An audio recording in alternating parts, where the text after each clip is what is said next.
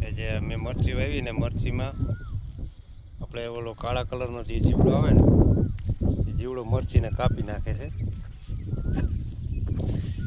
એ John કે આવી રીતનું કરી નાખે છે અને કાપી નાખે થળમાંથી.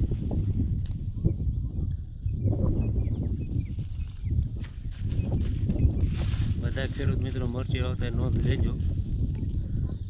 આના માટે મરચી રોપીને તરત જ દવા મારી દેજો, નકર આવી રીતના ટૂંકા કાપી નાખશે. મારે તો ઘણી બધી મરચી આવી રીતની આમાં કાપી નાખી છે. આવી રીતનું ખાલી થળિયું વટવા દે, વચમાંથી ખાલી કાપી નાખે. આવી રીતે આપણે ઘણી વખત કપાસમાં ઓલા કારા જીવડા આવે ને કાપતા હોય. એના માટે આપણે દવા છાંટવાની છે. તો આપણે દવા છાંટવાનું હાલે છે.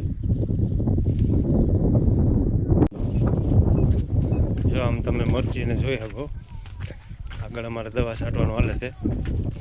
અને આની જે દવા છે એ જો આવી રીતના આપણે ઘણા છોડવા કાપી નાખ્યા. આ છોડવાને પણ કાપી નાખ્યો અહીંથી. જો અહીંથી એટલેથી અહીં ટોસો મારી જાય છે જીવડા. અહીંયા ટોસો મારે છે એટલામાં મરચીનો છોડવા આવી રીતના ફૂંકાઈ જાય છે.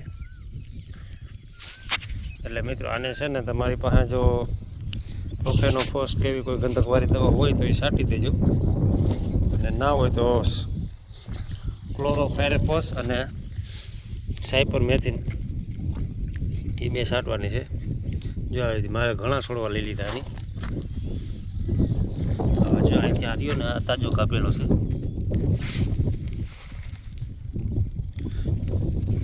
આવી રીતના વચમાંથી ખાઈ જાય છે.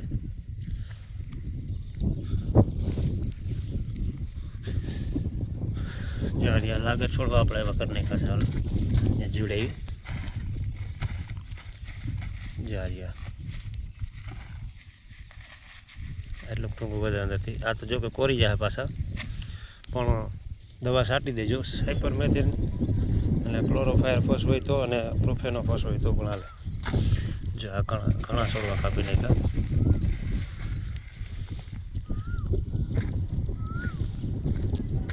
જે કાંઈ કાપી નાખ્યું છે, કાંઈ કાપી નાખ્યો છે. બાકી મરચી આપણે બધી કમ્પ્લીટ થઈ ગઈ છે. લગભગ 15 વીઘાની મરચી આપણે હે.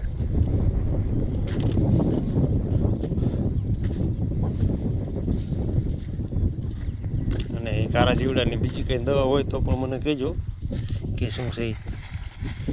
આ રીતના